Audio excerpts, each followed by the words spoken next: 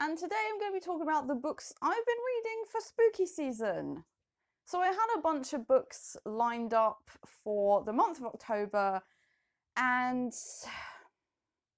yeah, it hasn't been going well. So the first book I read is Uncle Montague's Tales of Terror by Chris Priestley, and I actually really like this one. The story starts from the point of view of a young boy called Edgar who's going to visit his Uncle Montague in his dark and spooky house somewhere in a spooky forest with a graveyard and a bunch of weird kids hiding in between the trees. Uncle Montague isn't really his uncle, he's just one of those obscure family members that like nobody really knows how they're related, they just know that they are. And Uncle Montague tells him horror stories, and he revels in this.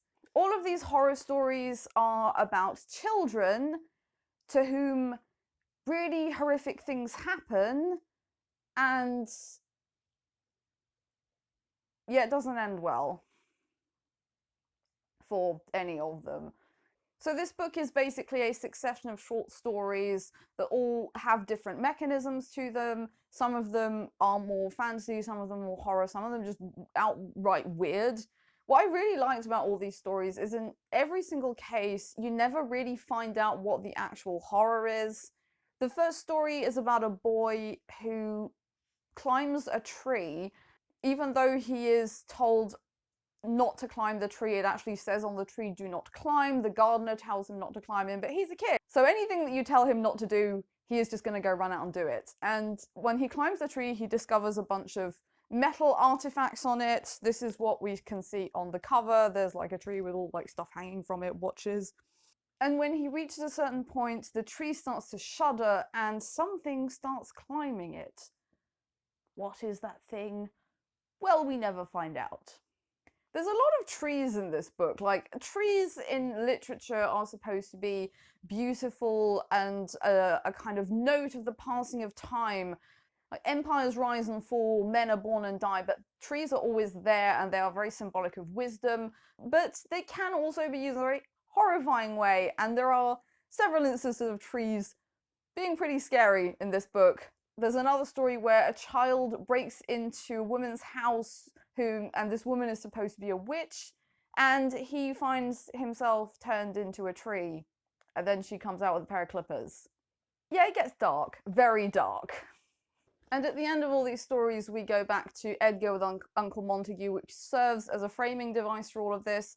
Edgar is always trying to figure out whether or not Uncle Montague just makes up these stories. He doesn't believe that they're real, even though Uncle Montague claims that they are, and each time he gives him an object that goes with the story, like this object has significance in the story.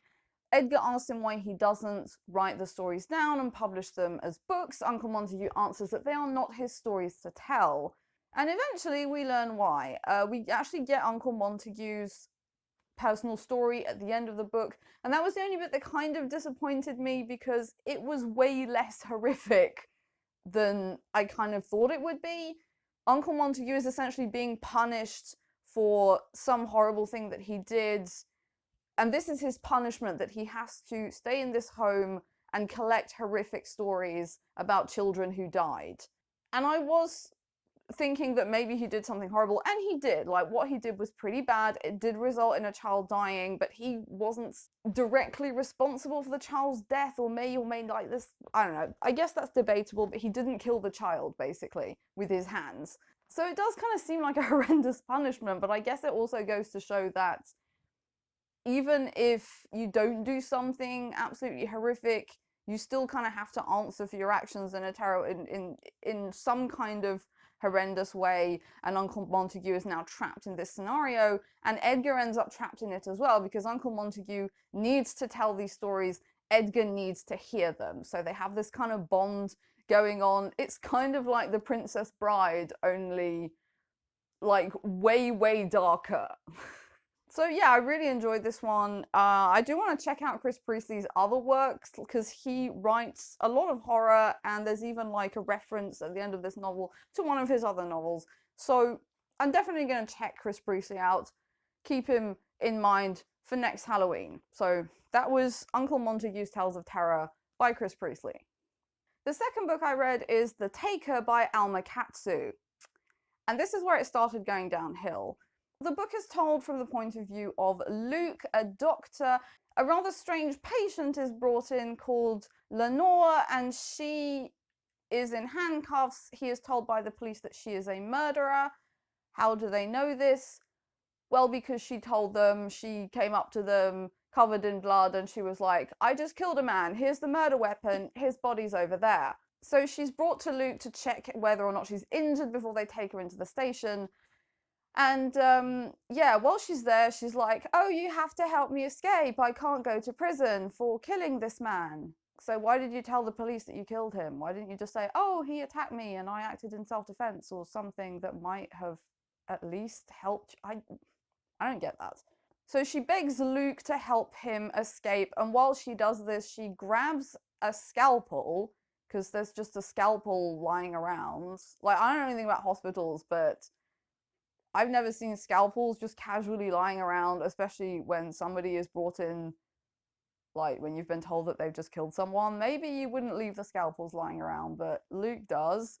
She grabs the scalpel, cuts herself across the front, and her skin just knits back together, and she uses this as evidence to prove to Luke that she is immortal. And she's like, please, I need to escape. Take me somewhere. Help me to get out of here. And Luke's like, okay. So he drives her to Canada from Maine. Okay. On the way, she tells him her story. So we get her entire fucking backstory. So she grew up in the 1800s in a frontier village in Maine, where she was essentially treated like a piece of garbage because she is a woman. She was desperately in love with this boy called Jonathan, and they were friends, and they grew up together. And then Jonathan, once he reaches sexual maturity, just goes off and bonks every single woman in the village, including ones that are married. And it gets to the point where he gets one of these women pregnant, who then commits suicide because she can't deal with the fact that she's pregnant from Jonathan and not from her husband, and guilt. And Lenore even comes over and guilt trips her because victim blaming, I guess. So this poor woman commits suicide, and obviously Jonathan doesn't face any consequences for this. He's really not bothered, to the extent that he goes and bonks Lenore whilst they're watching this girl's funeral. Like, the dude just doesn't give a shit. And Lenore's super happy because she's like, finally, the boy that I'm desperately in love with has taken notice of me. I don't understand why she's so obsessed with this guy. Like, he is just such an asshole. So in the end, she gets pregnant as well. And again, he doesn't have to face any of the consequences for this. She, however, is sent away to a convent to give birth, where her child is going to be put up for adoption. This was pretty common back in the day. Like, it happened a lot.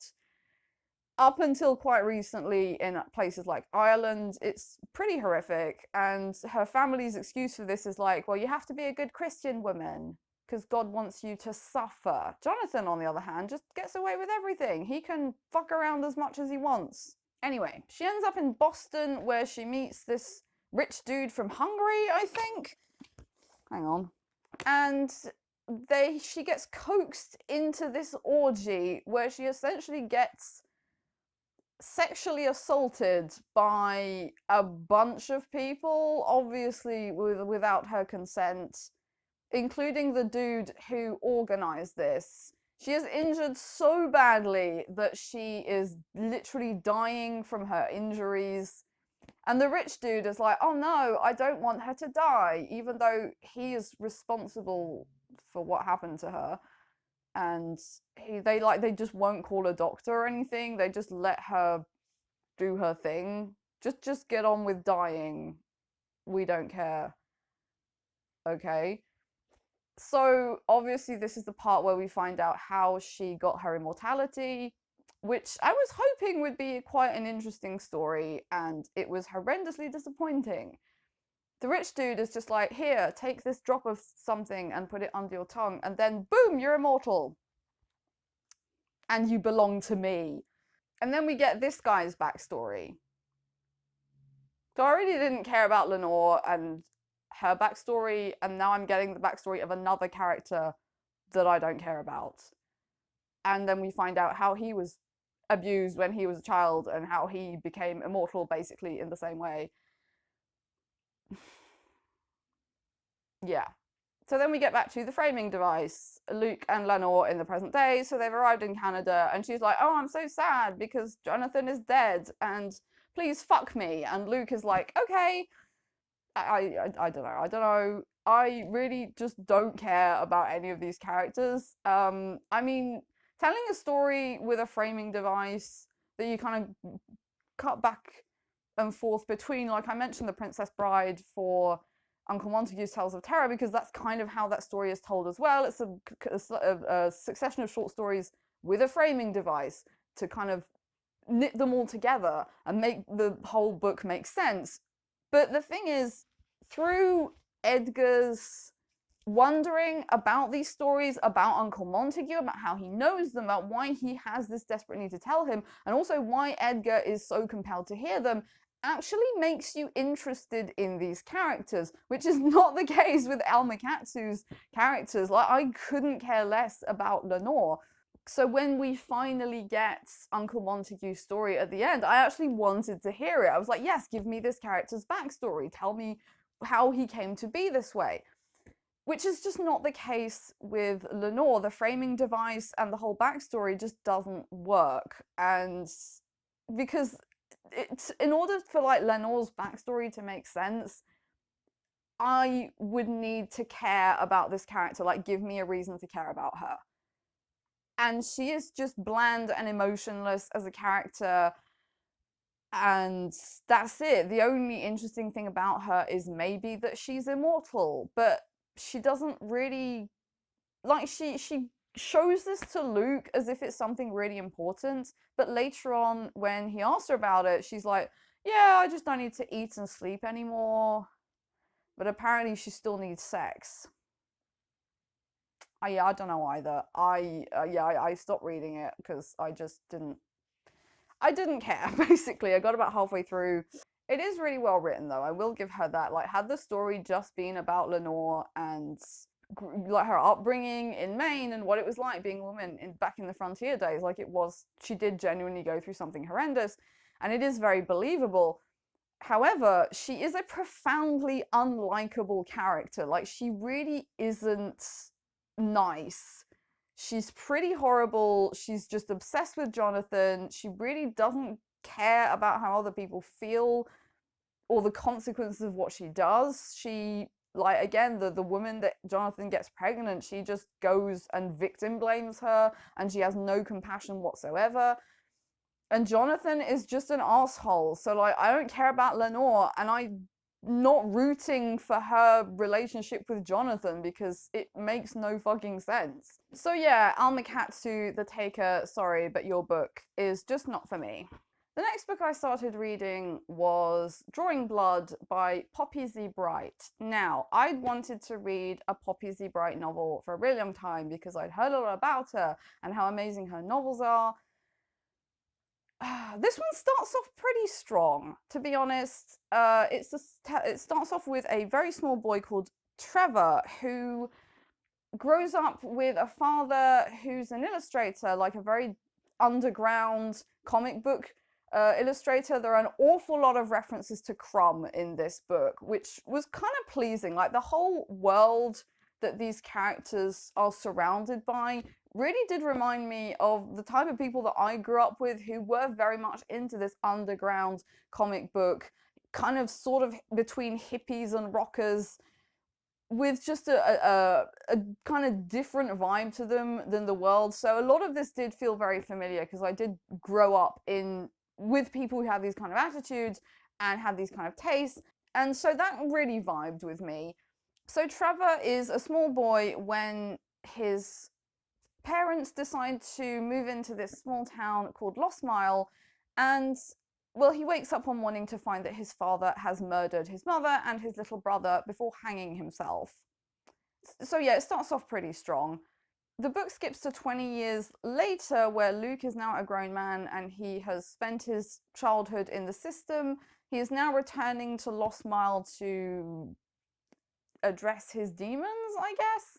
We also follow another character called Zachary, who's a computer hacker and who gets caught and has to go on the run.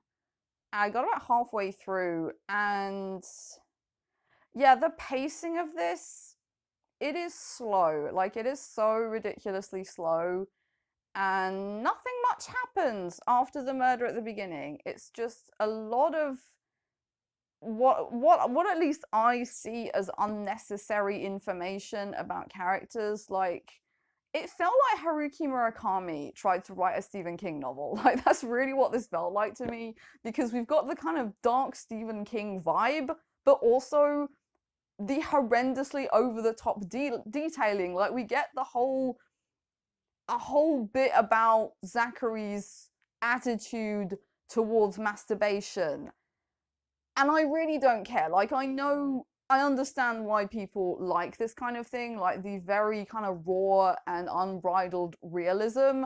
I will stick up for Murakami. He is a good writer. I have read a couple of his books. He is a good writer. But I really don't want to read about characters masturbating or going to the toilet or and all of this kind of horrendously specific detailing, because the whole point of me reading books is like, I know these characters do these things because everybody does, but I don't want to read about it. I want to read about fantasy and unicorns and magic and dragons and horror and creatures that kind of don't make sense. But yeah, a guy who masturbates in a hotel bathroom with a condom.